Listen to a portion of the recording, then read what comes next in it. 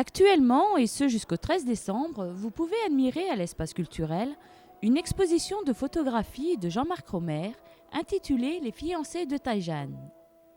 Un reportage fait au mois de mars dernier.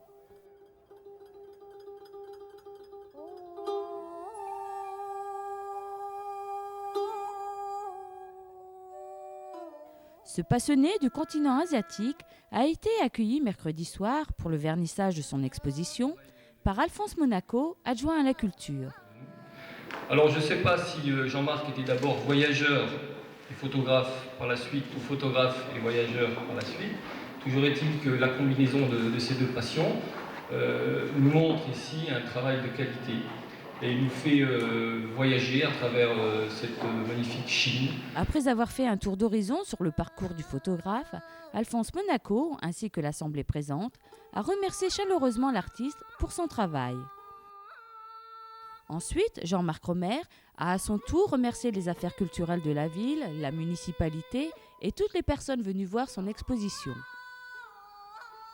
Puis, il a raconté l'histoire de ses fiancés de Taïjane. À savoir que Taïjane est une petite ville se situant à près de 4 heures de route de la mégapole de Guiyang. Et là-bas, chaque année, il se passe quelque chose le 15 mars du calendrier lunaire.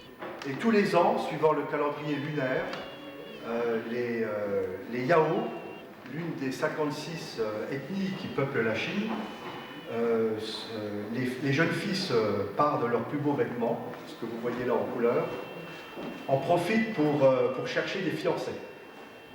Et ces festivités-là durent 3 jours, et pendant ces 3 jours-là, les garçons et les filles se cherchent, suivant des rites un peu ancestraux.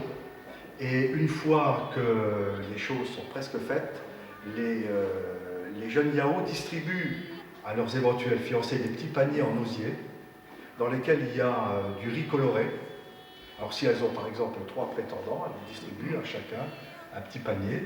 Et à un certain moment, les futurs fiancés vont dans le fond chercher, creusent dans le riz. Et s'ils trouvent un message, si un trouve un message, c'est l'heureux élu. Sinon, c'est que du riz et il faut qu'il aille chercher une autre fiancée. C'est pas mal comme technique. Justement, en parlant technique, puisqu'on me demande souvent comment ces photos ont été réalisées, à la base, c'est tout simplement du simple noir et blanc. Traditionnel, avec un bon 24-36, un bon vieux film 400 hasards, développé dans la bonne vieille chimie traditionnelle, mais là s'arrête la partie, le processus ancien, et on reprend un processus un peu plus moderne, c'est-à-dire que tous ces négatifs-là ont été scannés sur un scanner à film et retravaillés avec un logiciel de retouche.